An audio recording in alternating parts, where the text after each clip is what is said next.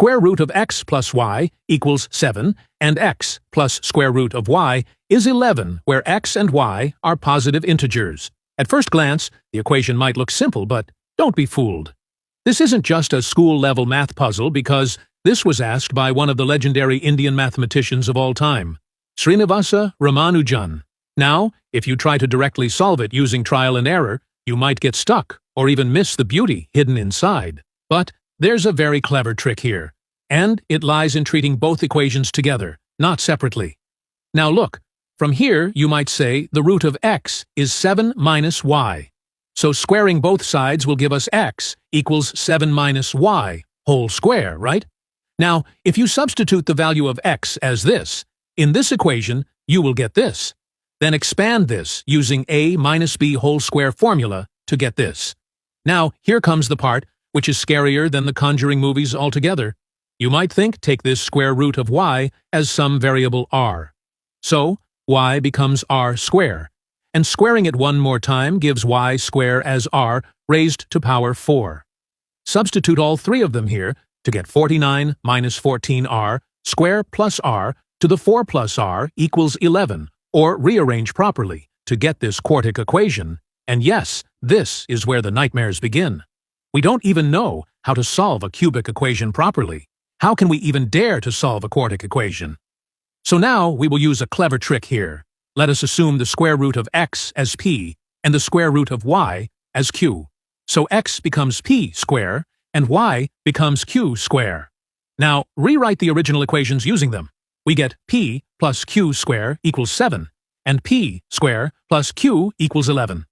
Now, it feels so relaxed when the square roots are all gone. Next, we can rewrite this 11 as 7 plus 4, right? Oh wait, actually this expression is equal to 7, and thus we can write here p plus q square instead of 7, right? Now take both p and q square on the left side of this equation. We get p square plus q minus p minus q square equals 4. Now we group them properly. Write this p square and minus q square together. Now look here. Minus of p minus q, when expanded becomes minus p, and this minus of minus q becomes plus q, or this becomes q minus p. So we can rewrite this part as minus of p minus q, and that equals 4. Wow! Can you also notice the same thing that I can see? Yes, this thing is the same as the difference of square term, and we can rewrite it as p minus q times p plus q, can't we? Whoa, man! Now we can take p minus q as common from them to get p minus q times p plus q minus 1 equals 4. Now we can factorize this 4 in 3 different ways, right?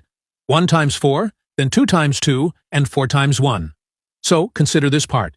Here in this product, this is an integer, and this is also an integer since x and y are integers. So we get p minus q equals 1, and p plus q minus 1 equals 4, or p plus q equals 5. Add both of them to get 2 times p equals 6, or p equals 3. And from here we get q equals 2. This means x is 3 square or 9, and y is 2 square or 4.